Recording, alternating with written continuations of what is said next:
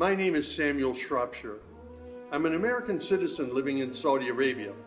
I came here in November 2011, not knowing anything about Islam or the Prophet Muhammad, peace be upon him. Most of what I had heard was extremely negative. In America, our news channels boosted their on-air ratings by regularly sensationalizing breaking news of terrorism. Every 30 minutes, one witnessed horrific scenes of bombings and bloodshed and murder, often one Muslim group fighting against another Muslim group. As killings and beheadings took place, there were always the shouts of Allahu Akbar, God is great. I was invited here to Saudi Arabia by Safi Kaskas to work on what was known as the Q Project. Dr. Kaskas wanted to produce a new, easy-to-read American translation for the next generation of young Americans. Since I could not read or speak Arabic, I wasn't doing any translation work. I was simply invited here to check the English to make certain that this new interpretation of the Quran was easily understood. My work, of course, required that I read the Quran over and over again. Well, as you can imagine, having no knowledge of Islam, I had hundreds and hundreds of questions. I was shocked as I read to find that Jesus, peace be upon him, was often mentioned in the Quran.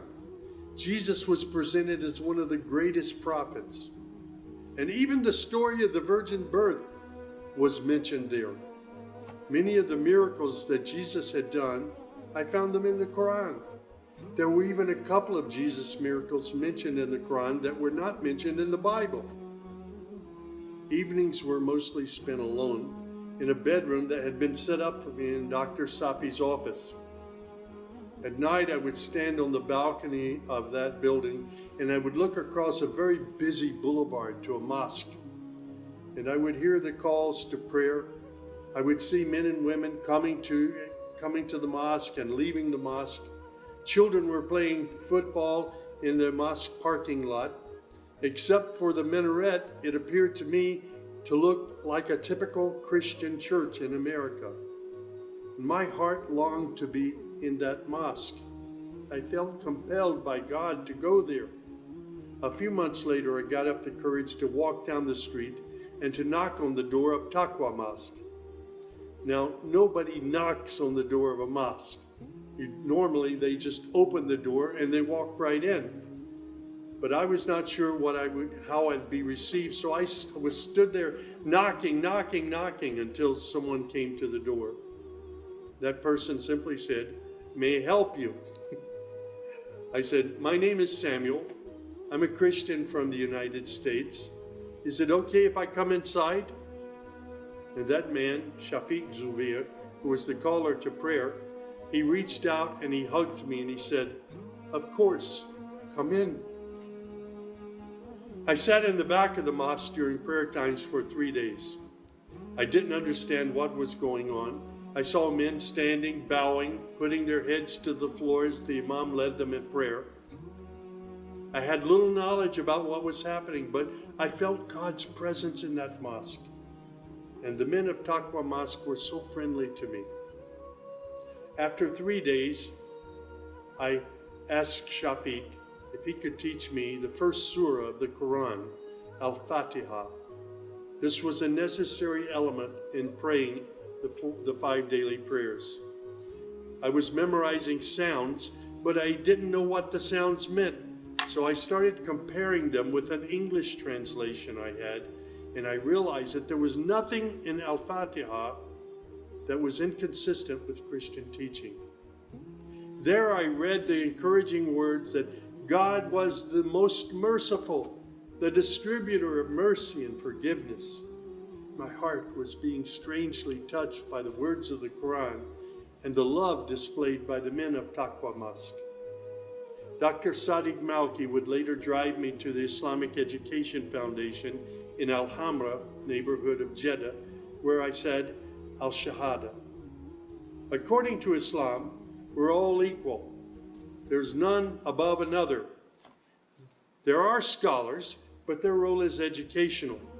As for the relationship with God, it's personal, it's direct. The faith itself is simple and clear. It's summed up in just 6 points. There is one true God who is unlike any other being. He is neither born nor does he give birth. He has neither spouse nor offspring. Nothing is comparable to him. He's all-powerful. He knows everything perfectly. He is the most merciful.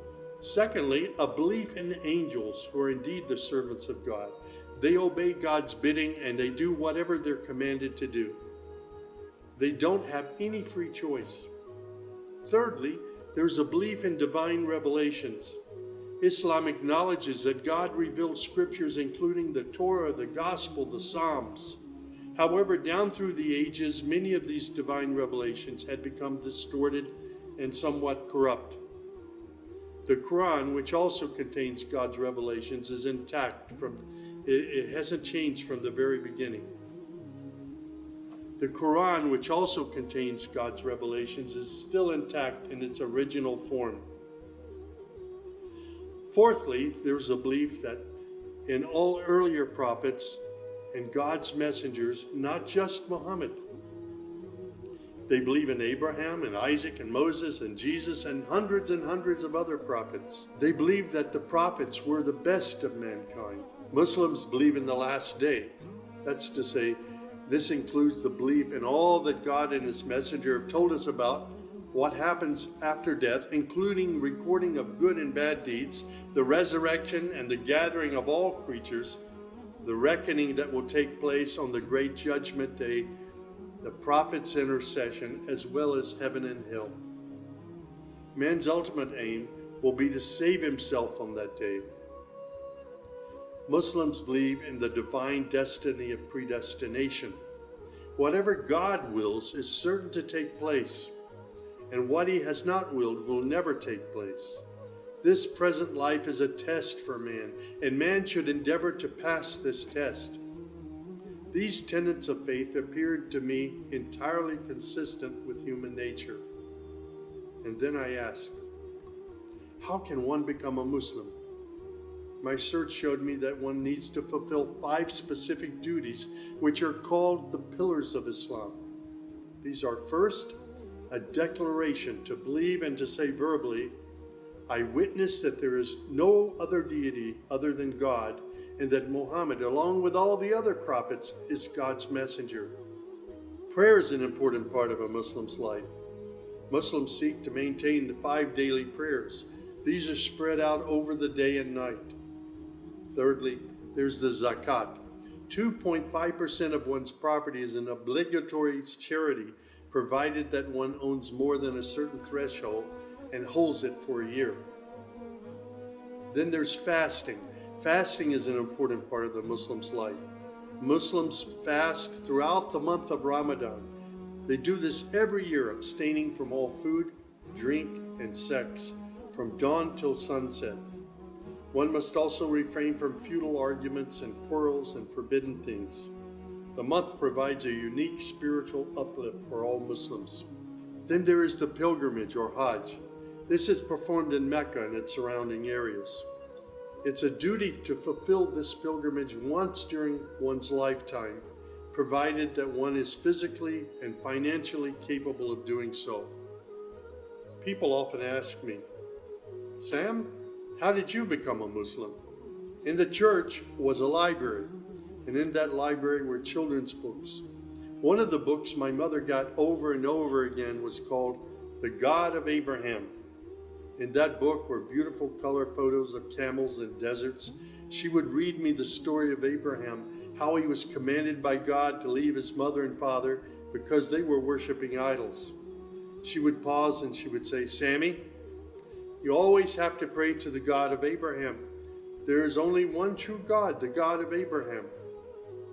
My commitment to God has been strong and enduring since my younger years.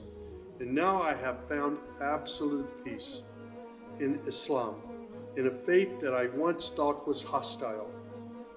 I found friendship and hope amongst a fraternity of other Muslim brothers and sisters. I have found a family of believers.